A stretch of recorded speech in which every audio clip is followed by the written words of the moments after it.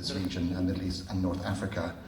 Welcome to you all to the launch of the annual Missing Migrants Project Report for Middle East and North Africa, highlighting our key findings for 2024. If you haven't got your headsets, you didn't hear me 2 minutes ago, please either go and get them and don't forget to leave them back when you're finished.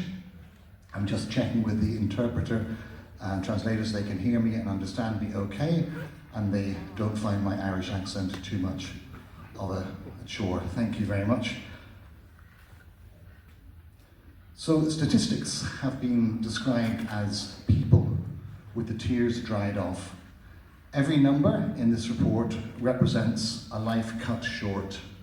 These aren't anonymous, inevitable tragedies. They're personal and they're preventable. Today is a moment that we reflect on the human stories behind the data, behind the statistics, on the thousands of lives cut short, on the families still searching for answers, and on the gaps in protection systems.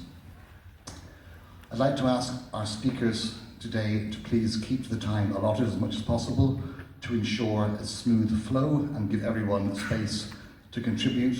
And also, if you've not done so already, please switch your phones to silent so that we can listen and reflect and remember the lives behind the data. So we have three distinguished speakers today, and I'll welcome up the stage one by one. And our first speaker will be Professor Ibrahim Awad, who's Director of the Center for Migration and Refugee Studies here at AUC. He's worked for the League of Arab States, for the United Nations, and for the International Labour Organization, where he was ILO Director of the Sub-Regional Office for North Africa, and also Director of ILO's International Migration Programme. I'm delighted to welcome him to stage now. Professor Awad, please join me.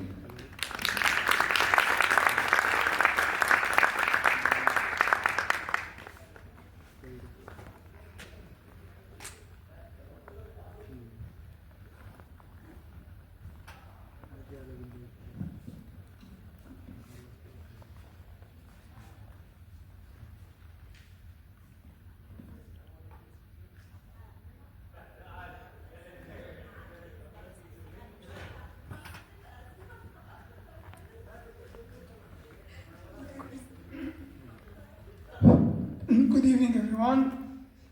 Dear guests, colleagues and friends, ladies and gentlemen, it gives me great pleasure to welcome you all at the American University in Cairo.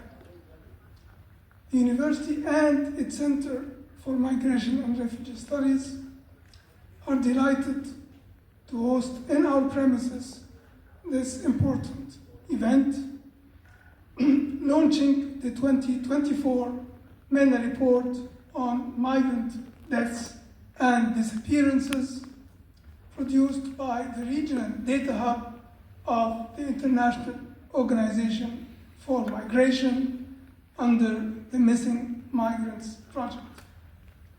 The co-organization of the event with the IOM's Regional Data Hub and MedFest Egypt is a source of great satisfaction for AUC and CMRS.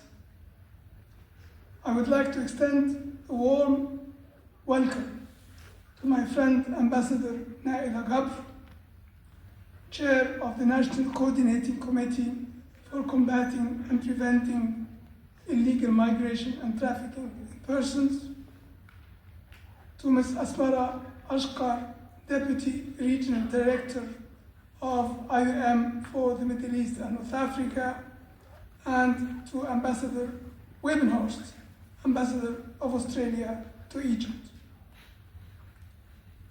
Your presence today brings great value to this occasion and to the broader conversation on migration and protection in our region.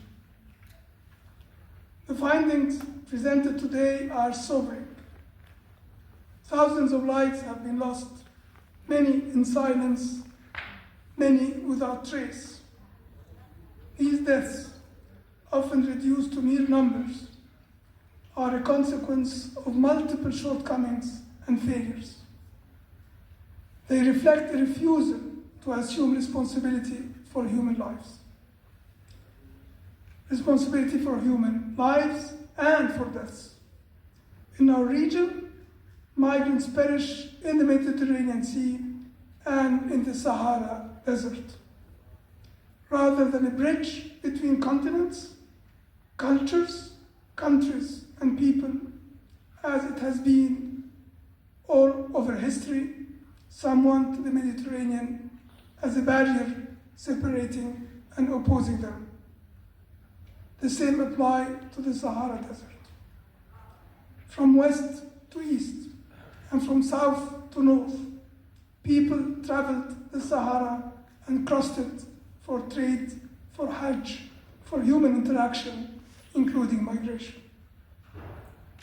The absence of sufficient legal migration and mobility pathways that allow meeting demand for labor is certainly one of the deep causes of deaths and disappearances. The lack of efficient, effective, and coordinated humanitarian responses is surely another cause which ignores international responsibility and obligations, such as in the Mediterranean under the United Nations Convention on the Law of the Sea and the International Convention on Maritime Search and Rescue.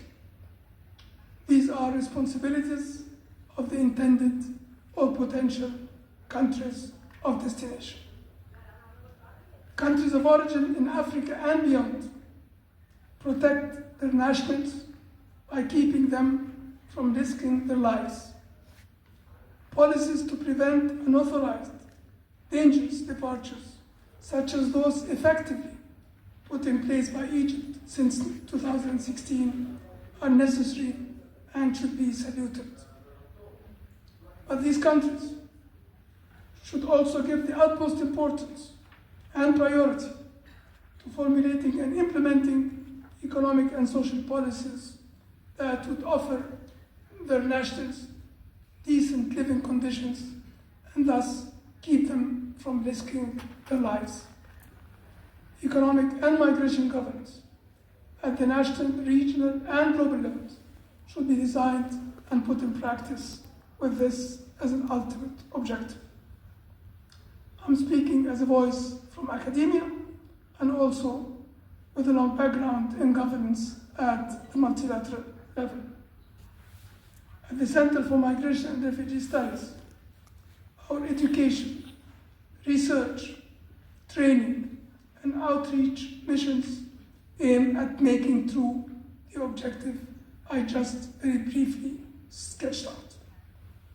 To this end, we seek to partner with academic institutions in Egypt, in the Mediterranean, in other African regions, in the Middle East and North Africa, and beyond, as well as we seek partnerships with governments, international intergovernmental organizations, and international and national civil societies. The Egyptian Migration Hub, which is now in its second stage, is a witness to our approach. Ambassador Gab made us the pleasure of participating in a forum of the Egyptian Migration Hub in its first stage. The report launched today is a call to action and a call to reflection. It's a call to reconsider policies. It reminds us that beyond remembrance, the dead and disappeared persons deserve that the policies responsible for the tragedies must be reconsidered.